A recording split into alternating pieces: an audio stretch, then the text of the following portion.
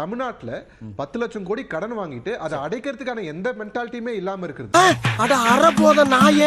கடன்லாம் சொன்னார். இன்னைக்கு இந்த சுதந்திர இந்தியாவுடைய 60 ஆண்டுகள்ல நாம என்ன கடன் வச்சிருந்தோமோ அதோட பன்மடங்கு இந்த 10 ஆண்டுகள்ல மோடி கொண்டு போயிட்டார் இந்தியாவுடைய கடனை 250 லட்சம் கோடி. சிக்கல் என்னன்னா சார், இது மாநிலத்துக்கு பாதிக்குதா இல்லையா? நீங்க கொள்கை எதிரின்னு சொல்றீங்களே தவிர அதை கொஸ்டின் பண்றீங்களாங்கிறதா? நியூ எஜுகேஷன் பாலிசியை நீங்க கண்டிக்கிறீங்களா? அதுக்காக நீங்க என்ன போராட்டம் பண்ணிருக்கீங்க? அதெல்லாம் இல்லைங்க. இல்ல, கல்விக்கு தர வேண்டிய நிதியை இந்த நிமிடம் வரைக்கும் நமக்கு தர மறுக்குது ஒன்றிய அரசு. NEP ஏத்துக்கொண்டால் தாங்கிறது. நீங்க ஏதாவது கண்டிச்சு போராட்டம் நடத்துறீங்களா? இத புடிங்க, அடிங்க. என்னப்பா சொல்ற, விளையாடாத, அடிங்க. என்ன இது அரசியல் விட்டுருங்க, இதெல்லாம் ஒட்டுமொத்த தமிழ்நாட்டையும் பாதிக்கக்கூடிய செய்திகள் தானே. நீங்க இதுல எதையுமே நான் பேச மாட்டேன், நான் யாரு பக்கமும் போக மாட்டேன், நடு ரோட்ல நிப்பேன், கோட்டுக்கு அந்த பக்கமும் போக மாட்டேன், கோட்டுக்கு இந்த பக்கமும் போக மாட்டேன், என்னை எப்படியா முதலமைச்சரா மட்டும் ஆக்கிருங்கன்னு கேட்கறது இருக்கு இல்லையா? இது ரொம்ப ரொம்ப அறமற்ற ஒரு வாதம். ஒரு எல்லா இஷ்யூஸ்லயும் நீங்க ஏதாவது ஒரு ஸ்டாண்ட் எடுக்கணும்.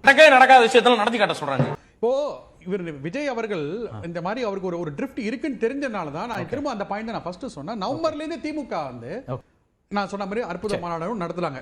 அந்த மாதிரி வந்து இந்துக்களுக்கான ஏதாவது மாநாடு நடத்திருக்காங்களா? கிடையாது. தொடர்புடையது இந்துக்களுக்கு ஏதாவது மாநாடு நடத்தியான்னு கேட்டார். சரி, முருகன் மாநாட்டை அவர் பார்த்தாரா இல்லையான்னு எனக்கு தெரியல. முருகன் மாநாடு பழனியில் நடத்துறாங்க. ஒன்று, இந்துக்களுக்கு என்ன செய்தது திமுக? அனைத்து இந்துக்களையும் அர்ச்சகராக்க வேண்டும் என்று திமுக தான் முடிவு பண்ணிச்சு, பாஜக முடிவு பண்ணல. பாஜக அனைத்து இந்துக்களையும் அர்ச்சகராக்குவதற்கு எந்த போராட்டத்தையும் பாஜக முன்னெடுக்கவில்லை. ஏன் பிராமின் தான் அர்ச்சகர் ஆகணுமா அப்படின்னுட்டு? எஸ், போன ஜென்மத்துல பண்ண புண்ணியம் அவ பூஜை பண்றவாளா கோயில்ல இன்னைக்கு பிறந்திருக்கா. அந்த ஏன்னா we believe in rebirth, we believe in karma. நாங்க வந்து சொல்றேன், 3400 கோயில்களுக்கு திருக்குடமுழுக்கு விழாவை இந்த 4 ஆண்டுகளில் திமுக தான் நடத்தி இருக்குது. செத்து போனா ஊதுவாங்க சங்கு, என் மேலே அன்பு இருந்தா தூக்கு போட்டு தொங்கு. அது வந்து மோடி மாதிரி இல்ல. தேர்தல் வந்த உடனே தமிழர்கள் தவிர்த்து மக்களும் கொண்டாடுவாங்க. தேர்தல் வந்த உடனே தமிழ்நாட்டுக்கு வருவார் மோடி, தமிழ் தெரியலங்கிறதுக்காக வருத்தப்படுவார். தேர்தல் முடிஞ்ச உடனே பீகார்ல போய் தமிழனை திட்டுவாரு, அங்க போய் தமிழனை திருட்டு பட்டம் சுமத்துவாரு. அப்படிலாம் இல்ல. இங்க ஆண்டாண்டு காலமாக கிறிஸ்துமஸ் விழா கொண்டாடப்பட்டு இங்க மலைகள் சூறையாடப்படுது. ஒரு 5 வருஷத்துக்கு முன்னாடி இருந்த குன்றுகள் இன்னைக்கு கிடையாது. நீங்க ஈஸ்டர்ன் காட்ஸ்ன்ற ஒண்ணு அழிஞ்சே போச்சு லிட்டரலா. இந்த மாதிரி பல சிச்சுவேஷன் எல்லாம் ரொம்ப அழுத்தம் திருத்தமா பேசுறதுக்கு சீமான் இருக்காரு. நாமேக போராட்டம் நடச்சா அதெல்லாம் இல்லைங்க. இல்ல, திருப்பரங்குன்றத்துக்கு வாய் திறக்கலைங்கிறது ஒரு ஊடகங்க. மணிப்பூர்ல பெருவாரியாக பாதிக்கப்பட்டவர்கள் கிறிஸ்தவர்கள் தானே.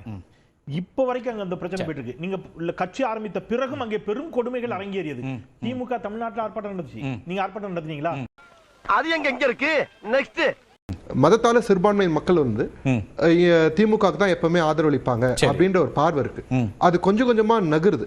ஏன்னா வந்து யாரும் வந்து கடந்த வருஷம் வந்து இஸ்லாமிய தோழர்களுக்கு நடத்தின இதுல வந்து குப்பை வண்டியில எடுத்துட்டு வந்து சாப்பாடு கொடுத்ததை மறந்துருக்க மாட்டாங்க. நீங்க மலேசியால இப்போ இது அறிவிக்க போறீங்க, உங்க ஜனநாயகனுடைய அந்த இது அறிவிக்கிறீங்க, எல்லாரையும் தரையில உட்காந்து வைப்பீங்களா?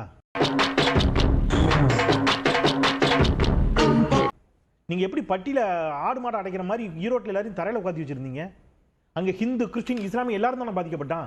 இந்த முட்டா ஜனங்க கலாம் வந்தா மாறிடும், கெஜ்ரிவால் வந்தா மாறிடும், நம்பிக்கையில வாழ்க்கையை ஓட்டிட்டு இருப்பாங்க. யார் வந்தாலும் நாம மாறினா தான் எல்லாமே மாறணும்னு புரிஞ்சுக்கிறதுக்கு இன்னும் 100 வருஷம் ஆகும். அதுக்குள்ள இவங்கள வச்சு என்னென்ன செய்யணுமோ அதை செஞ்சுட்டு போயிட்டே இருக்கு. இப்போ என்னன்னா வந்து இதுல ஒவ்வொரு இடத்துல திமுக ஒவ்வொரு ஸ்டாண்ட் எடுக்குது. அதை லாபகரமா அதை மடை மாத்திட்டு அவங்களுக்கு என்ன இஷ்யூ வேணுமோ இதே தாவேகா ஸ்டாண்ட் என்னன்னு கேக்குறாரு. இல்ல தாவேகா ஸ்டாண்ட் என்ன சார்? அது ஒண்ணுமே சொல்லிடாதீங்க. எது அடிச்சு கூட கேட்பாங்க, அப்பையும் ஒண்ணும் சொல்லிடாதீங்க. தாவேகா ஸ்டாண்ட் நிர்மல்குமாரா இருக்கட்டும், அருணா இருக்கட்டும் எல்லாம் தெளிவா சொல்லிட்டாங்க. அந்த மாதிரி எல்லாம் இருக்கிறதுக்கு சான்ஸ் இல்லையே. ஆண்டாண்டு காலமா அங்க என்ன பழக்கம் அப்படி சொல்லல. நிர்மல்குமார் தமிழ்நாடு அரசு நீதிமன்றத்தில் வைத்த வாதம் தவறுனாரு. தமிழ்நாடு அரசு நீதிமன்றத்தில் என்ன வாதம் வச்சது? சாரி, எனக்கு தெரியாது. தர்காவுக்கு பக்கத்துல தீபம் ஏற்றுவதற்கு அனுமதிக்க முடியாதுங்கிறது தமிழ்நாடு அரசுடைய வாதம். அதை நிர்மல்குமார் மறுத்தார். அப்படின்னா நிர்மல்குமார் யாருடைய மறுக்கலையே? ஆமா, அந்த வாதம் தப்புன்னா என்ன அர்த்தம் சார்? அந்த வாதம் தவறுன்னு நிர்மல்குமார் சொன்னார்னா அது ஆர்எஸ்எஸ் வாதம் தானே, ஆர்எஸ்எஸ் குரல் தானே. Very good. அது எப்பறம் என்ன பத்திர எல்லா விஷயத்தையும் மிக தெளிவா புரிஞ்சு வச்சிருக்கீங்க நீங்க. நயனார் அவர் சொன்னதுக்கும் உதய அவர் சொன்னதுக்குமே வந்து எனக்கு என்னமோ அவங்க 2 பேரும் சேர்ந்து இவங்க தாவேகா மேல ஒரு சாயம் பூச ட்ரை பண்றாங்களோன்னு தோணுது. ஓகே, என்ன வார்த்தைடா சொல்லிட்டேன். இந்த இடம் தான் ஆபத்தான இடம் சார். ஒரு பக்கம் மைனாரிட்டிஸ்க்கு ஆதரவான குரல் கொடுப்பதாலேயே திமுகவை ஹிந்து விரோதி என்று சொல்லக்கூடிய பாஜக விஜயை தன்னோடு கூட்டணி கலைக்கிறது. அப்போ என்ன அர்த்தம்னா மைனாரிட்டிஸ்க்கு எதிரான அட்ராசிட்டிஸ்ல கூட விஜய் இதுவரைக்கும் வாய் திறக்கல, இன்க்ளூடிங் திருப்பரங்குன்றம். கண்டு விட்டாளையா சூச்சமத்தை கண்டு விட்டாளே.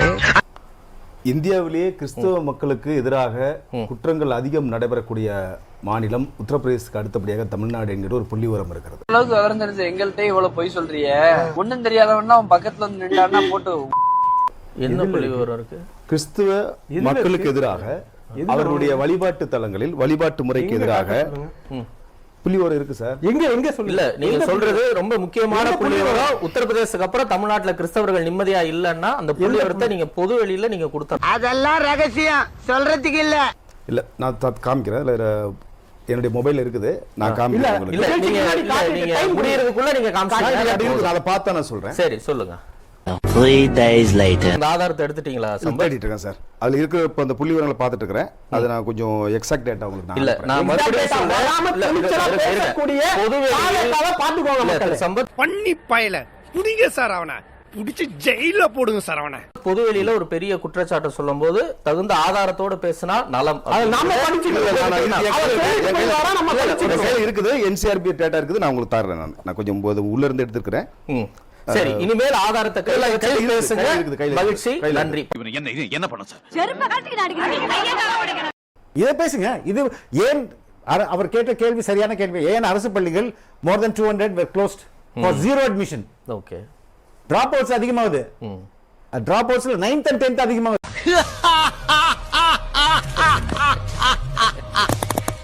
Good joke. 2015-16 8 விழுக்காடாக இருந்த டிராப் அவுட் 2017-18 16.2 விழுக்காடாக உயர்கிறது. அப்படியே 100% உயருது. ரைட்டா? 100% அது உயர்ந்த போது கல்வி அமைச்சர் யார் தெரியுமா? இன்னைக்கு ஒரு பக்கத்துல நின்னார்ல, செங்கோட்டையன் அவர்தான். ஏண்டா தரித்திரம் முடிச்ச மூதேவி, உன் கதை என்னடா காரி துப்புற மாதிரி இருக்கு. செங்கோட்டையனை பக்கத்துல வச்சுட்டு நீங்க என்ன சொல்றீங்க? செங்கோட்டையன் பீரியட்ல தாங்க இங்க டிராப் அவுட் 16%. பாஜக அமைச்சர் நாடாளுமன்றத்தில் பதிவு பண்ணதை நான் சொல்றேன். இப்போ அதன் பிறகு அதை குறைச்சு இந்த அரசு வந்த பிறகு இப்ப அதை 7.7% ஆக்கியிருக்காங்க. இதுவும் நாடாளுமன்றத்தில் இப்ப லாஸ்ட் இயர் சொன்னது. இது வந்து செகண்டரிக்கு, நீங்க பிரைமரிக்கும் அப்பர் பிரைமரிக்கும் 0 ஆக்கிட்டாங்க. இடைநிலை இல்ல, ஏன் ரிப்போர்ட் இல்ல நாடாளுமன்றத்தில். இது என்னைக்குன்னா நான் டேட்டா சொல்றேன், 23/7/2025 எம்பி சஞ்சய் சிங் கேட்ட கேள்விக்கு நாடாளுமன்றத்தில் கொடுத்த பதில், ராஜ்யசபால கொடுத்த